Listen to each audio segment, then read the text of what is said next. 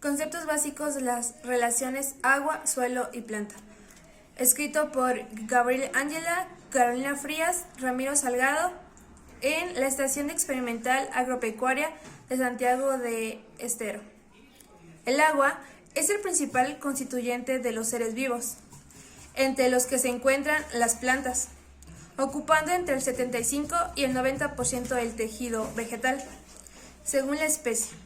A la vez, es indispensable para llevar adelante los procesos vitales como la fotosíntesis, la hidrólisis de sustancias, la regulación de la turgencia transparente de nutrientes y sustancias hormonales, la regulación de la temperatura a través de la transpiración, etc.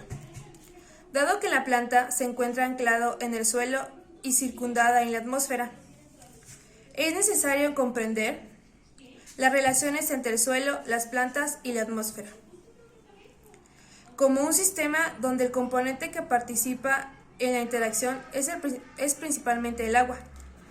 La pérdida de agua desde las plantas hacia la atmósfera circundante en el proceso conocido como la transpiración, y este es generado por las diferencias de potencial existente entre la hoja y la atmósfera, provocando un flujo de agua desde las zonas más concentradas hacia las zonas de menor concentración.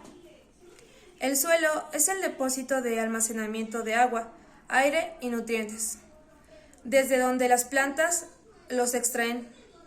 La capacidad de almacenamiento y la disponibilidad en las plantas depende de las cantidades esenciales y características de cada suelo. Las propiedades del suelo pueden mantener o empeorar, mejorar en función de avances de procesos físicos, químicos y biológicos. Cubre distintas funciones. Entre ellas es el medio de anclaje para las raíces, el depósito de agua para las plantas, una fuente de nutriente principal, suministra el oxígeno a las raíces, proporciona la temperatura adecuada para la germinación de las semillas y el crecimiento de las raíces. En el tema 1, apartado A, el cual lleva como título Propiedades de los suelos y retención de agua, textura, estructura y porosidad.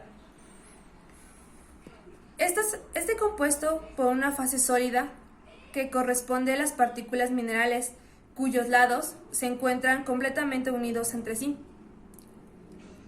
sino que dejan espacios llamados poros. Los poros del suelo son ocupados por aire y agua, cuyas concentraciones son fluctuantes, manteniendo en equilibrio entre ambas. La textura.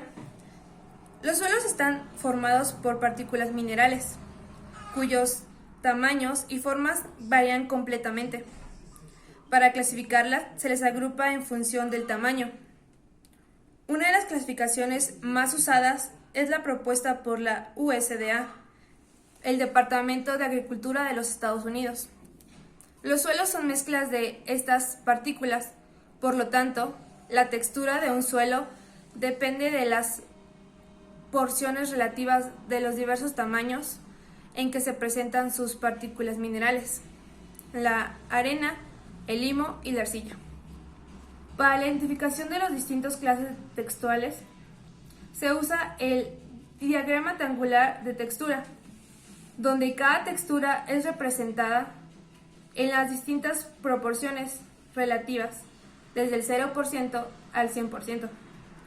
Una forma práctica de determinar la textura del suelo es mediante el método del tacto.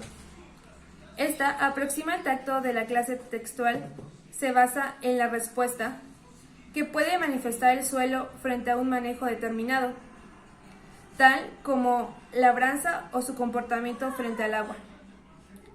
Las clases textuales de los suelos, con predominada de una reacción textual: suelo arenoso, suelo limoso y suelo arelloso.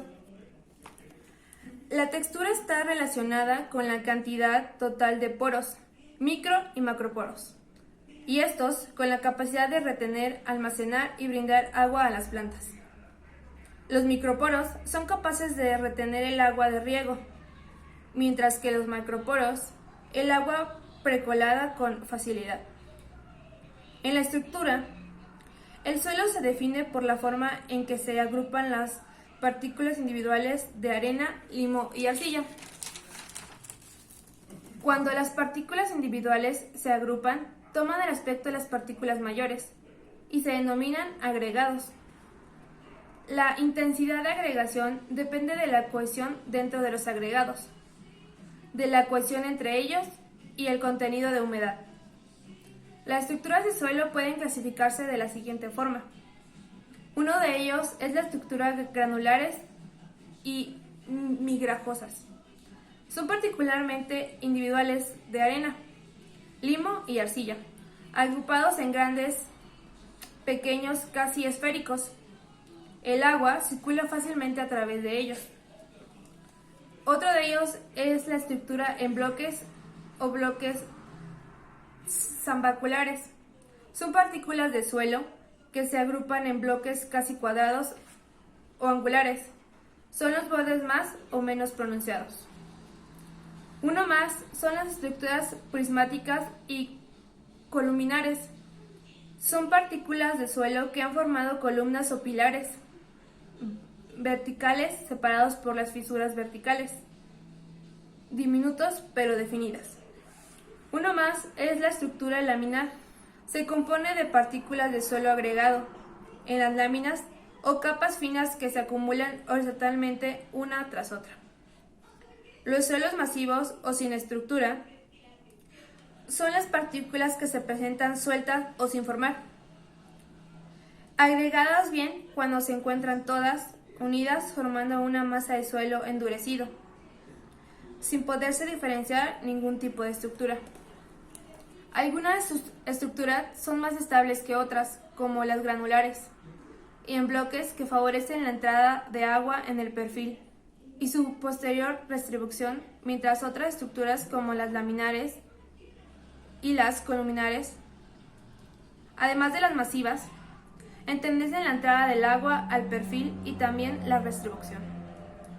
En el tema 1, apartado B, el agua del suelo está retenida por varias fuerzas, las cuales son la atracción gravitacional de la Tierra, la presencia de solutos disueltos, los fenómenos que la superficie en la interfaz sólido y líquido. Estas fuerzas, actuando sobre el agua del suelo, son la causa de la misma sea absorbida, retenida, transferida, drenada, evaporada o transpirada.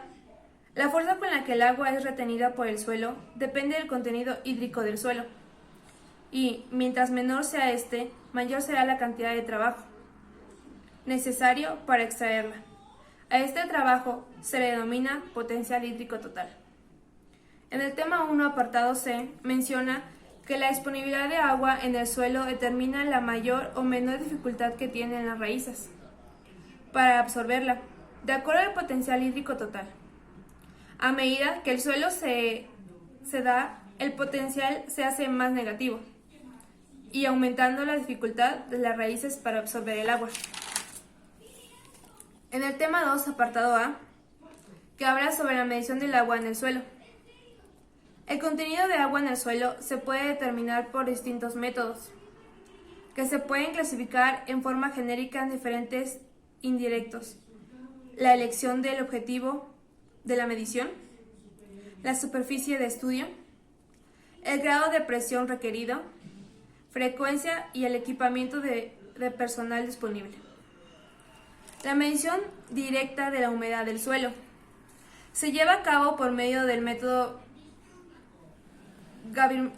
gravimétrico, el cual es una medición directa del contenido de agua en el suelo, que se basa en la determinación del peso de agua contenida en la masa de sólidos de una muestra del suelo.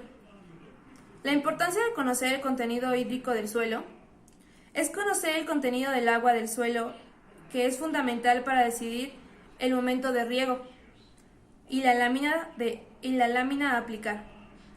En condiciones de secado, por ejemplo, para tomar decisiones de siembra. La medición indirecta de la humedad del suelo. Los métodos indirectos miden alguna característica asociada al contenido de humedad en el suelo, como por ejemplo el valor del potencial mátrico, la dispersión de neutrones o la constante dieléctrica del agua.